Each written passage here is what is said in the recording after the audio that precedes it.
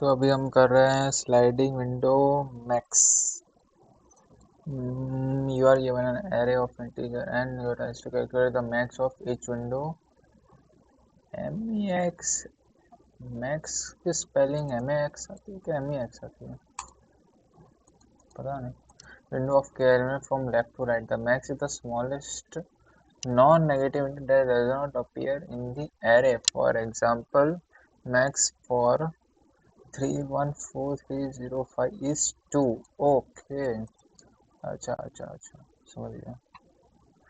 इनके दरवाजे, हाँ, जैसे यहाँ पे विंडो का साइज 3 है तो मैक्स यहाँ पे 1 2 3, अच्छा 0 भी है तो 0 से काउंट करना है हमें। तो हाँ, हर विंडो में सबसे छोटा एलिमेंट जो अपीयर नहीं होता है। ओके, ये फाइंड करना है हमें। तो चलो देखते हैं, मैं सोचता हूँ थोड़ा क्या आता है फिर बताता हूँ। तो अभी मेरे दिमाग में एक अप्रोच ये आ रही है कि जैसे ही कोई विंडो, जैसे वन, जिसे कॉपी कर लेते हैं। अरे अरे अरे, भाई क्या हो गया। तो जैसे ये विंडो 3 साइज का है, हम क्या करेंगे, हम दो डेटा स्ट्रक्चर्स मेंटेन करेंगे। एक होगा मैप और दूसरा होगा सेट, ऑर्डर्ड सेट, जिससे सब कुछ ऑर्डर में स्टोर रहता है। फ्रीक्वेंसी क्या, वैल्यू के हिसाब से। तो मैप के अंदर हम फ्रीक्वेंसी काउंट करेंगे और सेट के अंदर कोई चीज़ अवेलेबल है या नहीं वो रखेंगे। तो सबसे पहले हम क्या करेंगे, सेट के अंदर जितने भी पॉसिबल इंटीजर्स है उसे स्टोर करेंगे। जैसे कि यहाँ पे xi की वैल्यू 10⁻9 तक जा रही है, तो 10⁻9 तो आई थिंक बहुत बड़ा हो जाएगा सेट के लिए, उतने इंटीजर स्टोर कर नहीं सकते हम। तो फिर ट्राई कर सकते हैं। वैसे देखो, मेरा अप्रोच पहले बता ही देता हूँ क्या है। सेट के अंदर हम सारे के सारे जितने भी इंटीजर पॉसिबल है उन्हें डाल देंगे। जैसे कि यहाँ पे 5, तो 0 1 2 3 4 5, ये सारे के सारे सेट के अंदर है अभी। और मैप के अंदर हम विंडो की फ्रीक्वेंसी डालेंगे, तो जैसे ही आई पॉइंटर यहाँ पे आता है वो 1 की फ्रीक्वेंसी 1 कर देगा। और जैसे ही 1 की फ्रीक्वेंसी 1 होती है हमें उसे सेट से निकाल देना है, क्योंकि वो आ चुका है विंडो के अंदर। और जैसे ही जे आगे और बढ़ेगा, 2 देखेगा तो 2 की फ्रीक्वेंसी भी 1 होगी।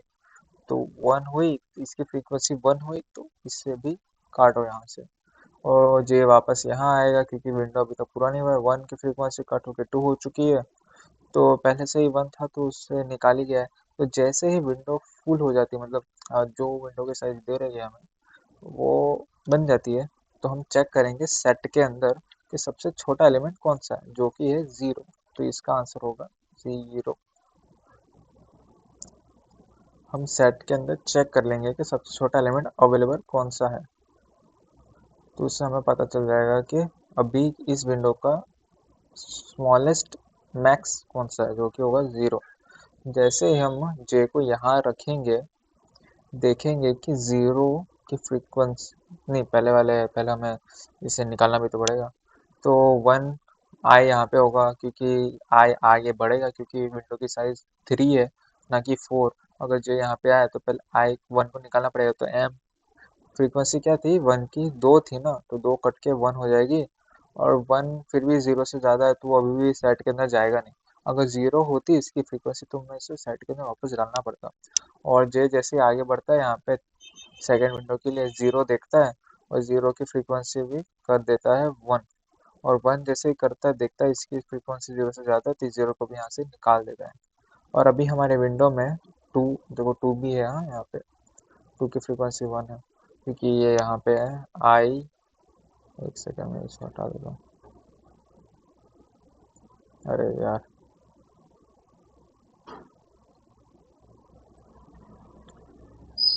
हाँ, तो ये विंडो हमारा करंट विंडो है जिसमें 2 1 0 है।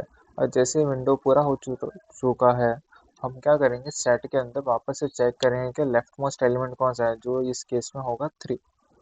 देखो वही आंसर है, देखो 0 3। फिर वापस हम विंडो आगे बढ़ाएंगे तो 5 की फ्रीक्वेंसी 1 करेंगे, 2 की फ्रीक्वेंसी 0 करेंगे, और 2 की फ्रीक्वेंसी हम जैसे ही 0 कर देंगे, 2 को वापस ऐड कर देंगे, तो यहाँ पे 2 है। तो 0 1 नहीं है क्योंकि विंडो 105 है, तो सबसे छोटा एलिमेंट इस केस में 2 है। तो देखो 2 आंसर भी है। तो यही है, तो यही अप्रोच है। और सेट के अंदर इंसर्ट इरेज करने का ऑपरेशन होता है लॉग एन, और ये हम हर विंडो के लिए कर रहे हैं, तो N, I think N log N होगा। यप, एन लॉग एन ही होगा, जो कि चल जाना चाहिए। 10⁵ तक ही है ना एरे की साइज।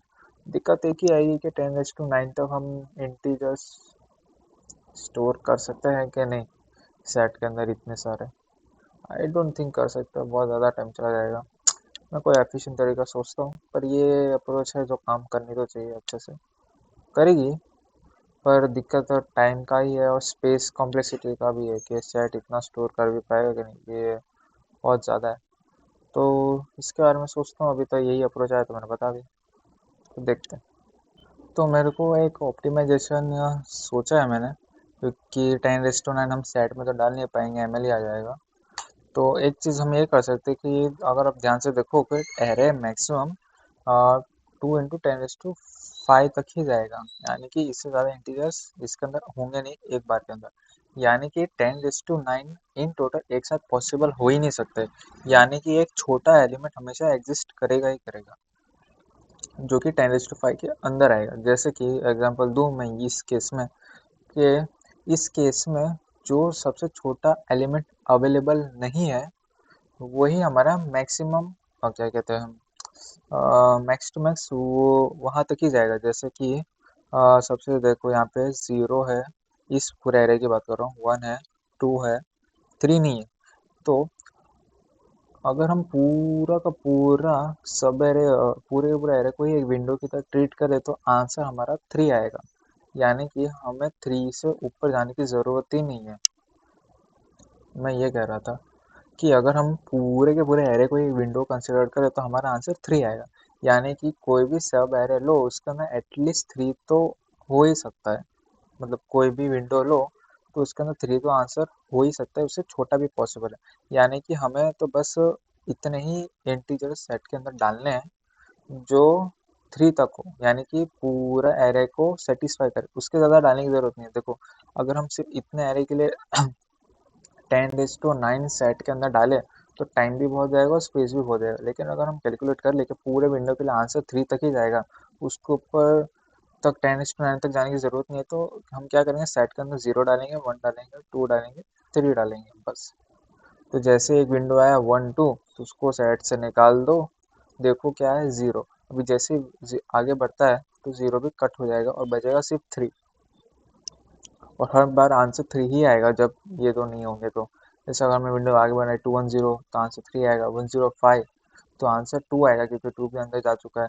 फिर 0 5 1 किया तो आंसर फिर से 2 आएगा। अगर आगे कहीं 2 आ जाता है और 0 1 2 एक विंडो में आ जाते हैं, तो 3 तो आंसर हमेशा रहने ही वाला है। तो हमें 10⁹ जितने इंटीजर्स डालने की ज़रूरत नहीं है। हमें बस सबसे पहले कैलकुलेट ये करना है कि पूरे एरे के लिए मैक्स क्या होगा, और उस मैक्स तक बस इंटीजर्स डाल दे देना, और कुछ नहीं। बस पूरे एरे के लिए कैसे मैक्स कैलकुलेट करेंगे हम, क्या कर सकते हैं, हम सबके फ्रीक्वेंसी स्टोर करके रख सकते हैं ना। जैसे फ्रीक्वेंसी भी नहीं आ रहा है कि नहीं, बस ये देखो 0 आ रहा है, 1 आ रहा है, 2 आ रहा है और 3 नहीं आ रहा ना। हम यही करेंगे, हम 0 से लूप चलाएंगे, 0 आ रहा है कि नहीं ये चेक करेंगे, आ रहा है। 1 आ रहा है कि नहीं, आ रहा है, तो उसे भी सेट के अंदर डालो। 2 आ रहा है कि नहीं, 2 भी आ रहा है, उसे भी सेट के अंदर।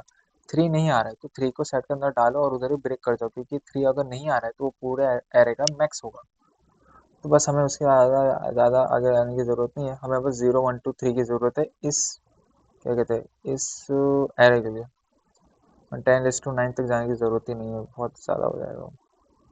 तो बस हम क्या करते हैं, पूरा एरे को एक सेट में डाल देंगे और एक लूप चलाएंगे, लेके 0 से लेके कहाँ तक जा सकते हैं, मैक्सिमम 10⁹ तक जा सकते हैं, पर उतनी ज़रूरत नहीं है। लूप चलाने के लिए भी चला सकते हैं, वाइल लूप के अंदर कंटिन्यू करे वो अच्छी प्रैक्टिस नहीं होगी, इसीलिए 10:9 पे चला जाता है एक फिक्स रेंज, पता उससे पहले आंसर आ ही जाएगा। तो बस सेट के अंदर सबसे पहले सब कुछ डालो, फिर अपना एक ऑर्डर्ड सेट लो, और उसके अंदर ये ये जो मैक्स पॉसिबल है इंटीजर्स बन सकते हैं उन्हें डालो, और बस अपना विंडो चलाते रहो जैसे मैंने पहले वो बताया था। निकालो, फिर देखो सेट के अंदर सबसे लेफ्ट पोजीशन पे एलिमेंट कौन सा है, और बस हो जाना चाहिए। मैं ट्राई करता हूँ, हुआ कि नहीं बताता हूँ, नहीं तो इससे भी ऑप्टिमाइज कैसे करेंगे पता नहीं। तो हमारा अप्रोच काम करता है जैसा आप देख सकते हो। तो इसकी कॉम्प्लेक्सिटी आई थिंक एन लोग नहीं होगी। देखो मैंने यहाँ पे लूप चलाया है आई से 0 से लेके 10⁻9 तक। जैसे ही कोई एलिमेंट ऐसा मिलता है कि जो पूरे एरे में प्रेजेंट नहीं है तो उसे हम तभी ब्रेक कर देंगे, वरना ये टीएल ही दे देगा इतना बड़ा। और बस एक फ्रीक्वेंसी मैप लगाया मैंने, और जैसे जैसे मैंने कहा वैसा किया। एक सेट एक सेट सिर्फ इंटीजर्स फाइंड करने के लिए, और एक सेट हमारा करंट विंडो के एलिमेंट स्टोर करने के लिए। तो बस इतना ही था स्लाइडिंग विंडो मैक्स। अगला हम करेंगे मीडियम।